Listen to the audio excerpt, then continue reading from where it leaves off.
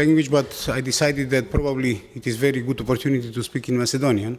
As you're in the Macedonian parliament, so you are going to be able to hear the language which probably in very close future is not going to be difficult to understand, because most of us are going to have our translators in our ear. So the languages are not going to be important anymore.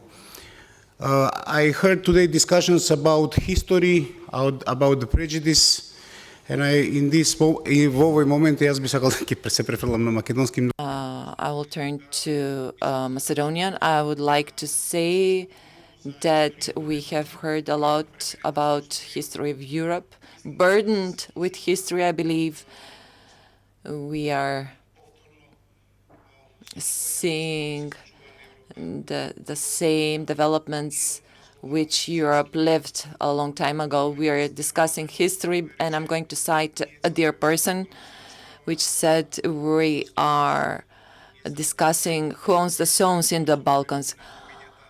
We are discussing who's the real owner of the stones, which mean nothing to anyone at this moment. What is important is that I heard a little what is going on in the region, a region which loses its workforce, it loses its economic power, capacity, and instead of becoming an integral part of Europe, is turning into a region which could become source of future problems and developments, burdened by the issue of whether we will become member states of EU. We are forgetting that we're losing the battle at home. We're not giving the chance to economy of this state to stand firmly on its feet. Are we in Europe? No. The workforce is there.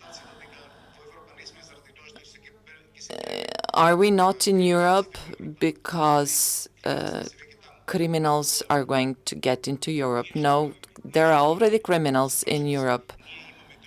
What are we doing here? We have a state, and there are states in this region which unfortunately are dying off in a natural way. They lose their population, their competition, and the key issue, we are not afraid in the business sector whether the European market will be open for us.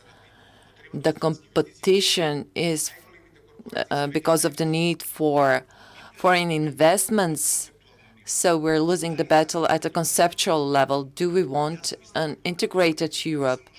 I think that at this moment that such a clear vision is not present at anyone in Europe. But I believe that even those who have this clear vision, they're revising their views at this moment. The perspective which is being promised, the year 2030, which is totally insignificant in the context of the criteria. This is not an agenda for me anymore. I'm in my 60s, so this is not my agenda. It's not even the agenda of my children. I believe that will be the agenda of their children. And in this name, we're talking today.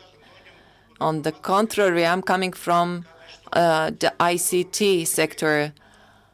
And at this moment, we're not being afraid what is going to happen in Europe, but we are being afraid what is going to happen to humanity.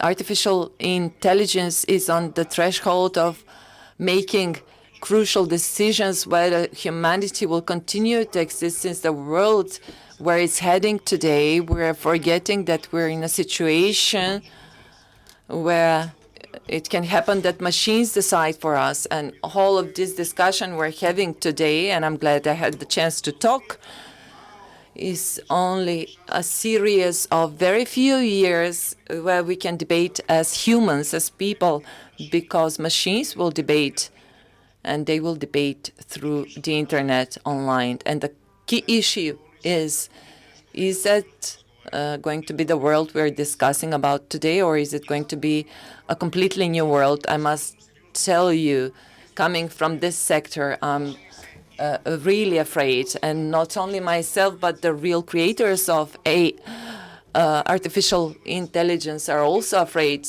A huge number of them withdrew from those centers. They went to universities to convince them to rethink where this world is going. Resources are less and less. Wars are going to happen because people will begin to fight for the very few resources that are left. And therefore, we can see BRICS and other associations world wants to redistribute the resources and the goods. As Mr. Laschet mentioned, the causes of the First and the Second World War. Everything starts from the shortcomings.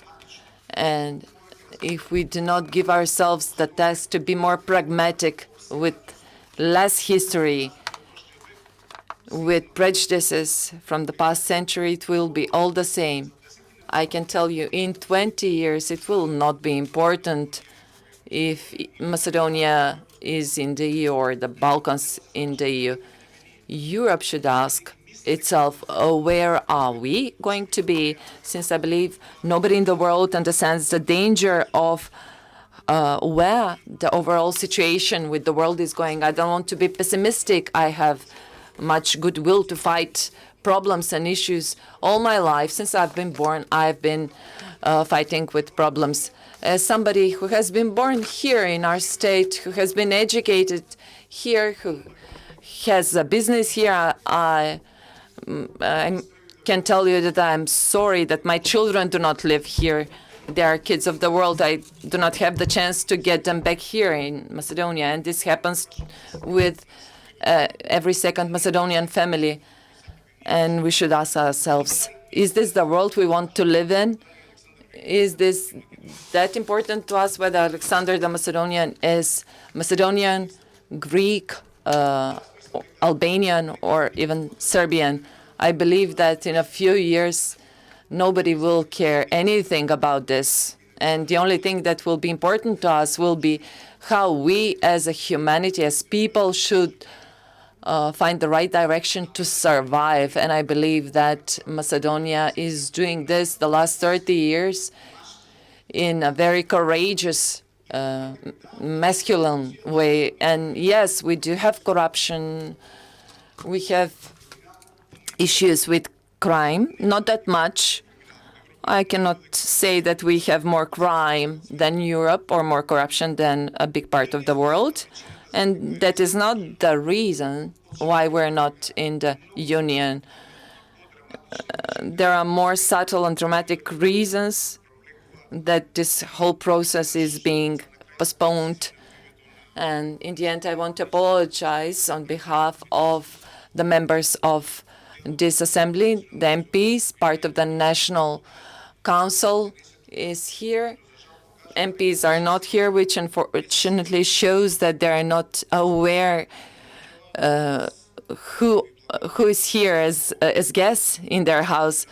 Thank you very much to all of you who have come to our legislature to hear from us that there is a different climate here and not a climate of being nervous and of not wanting to cooperate with the world. Yes, we do cooperate with the world, and I can say that there are no borders. Thank you very much.